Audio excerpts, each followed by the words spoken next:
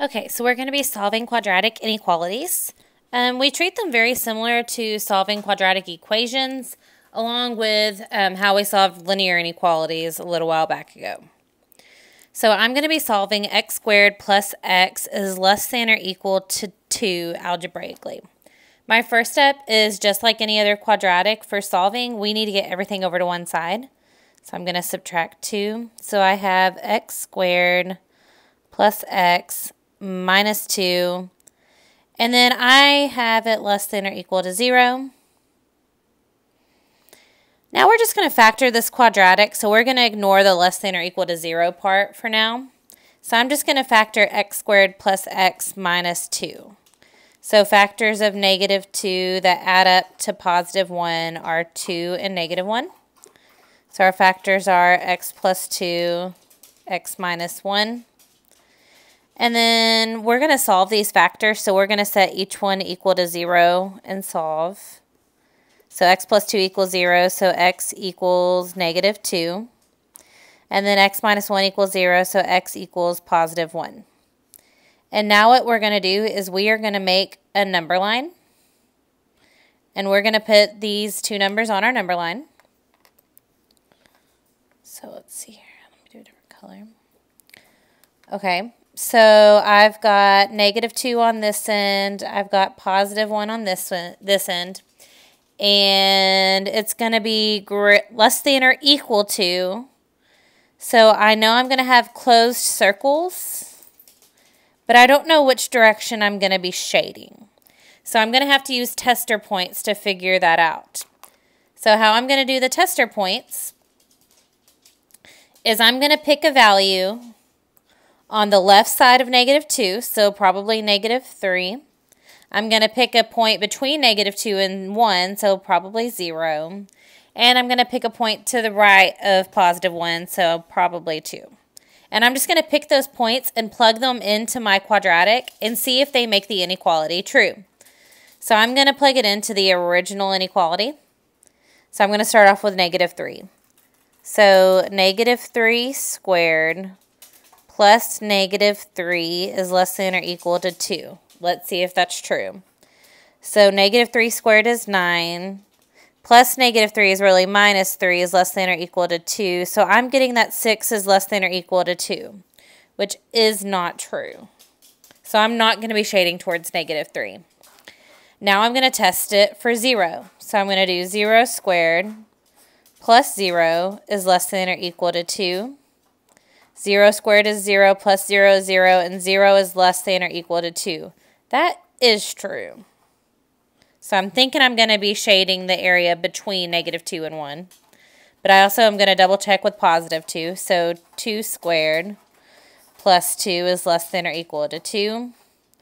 2 squared is 4 plus 2 is less than or equal to 2. And 4 plus 2 is 6. And 6 is not less than or equal to 2. So I'm not going to be shading there either. So actually the area I'm going to be shading is between negative 2 and 1. So that's how it's shown on a number line. And then to write it as an inequality, x goes in the center. X is greater than or equal to negative 2 and less than or equal to positive 1. So there's my inequality.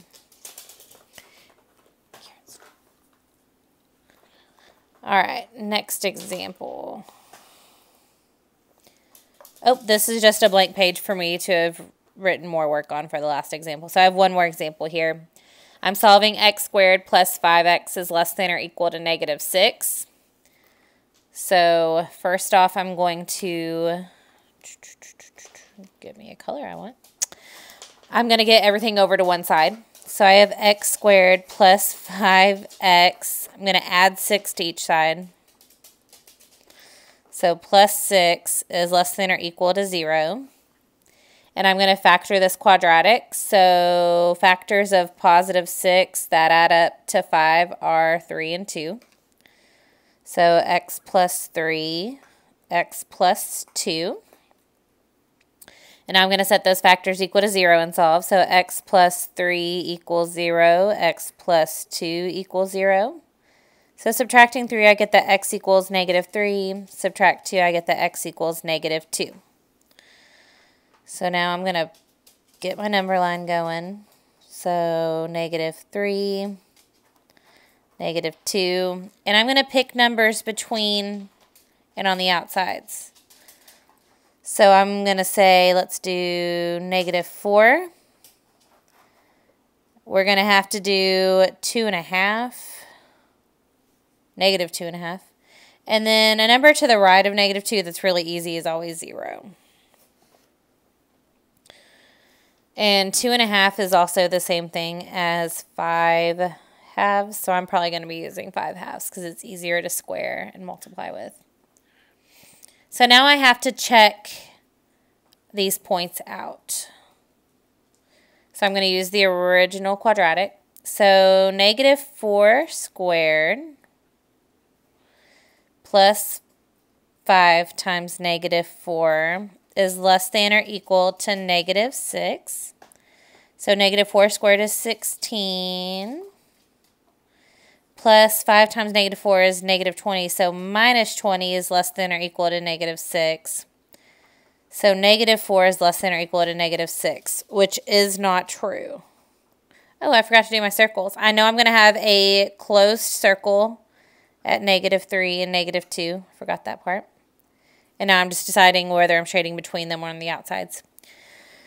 Now I have to check out, I'm going to check out 0 real quick. So 0 squared plus 5 times 0 is less than or equal to -6. So 0 squared is 0 plus 5 times 0 is 0, and 0 is less than or -6. That is not true, so I'm not shading towards 0.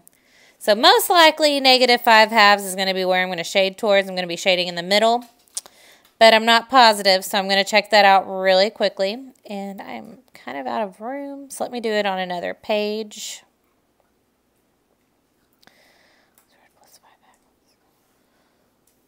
Okay, it was x squared plus 5x is less than or equal to -6.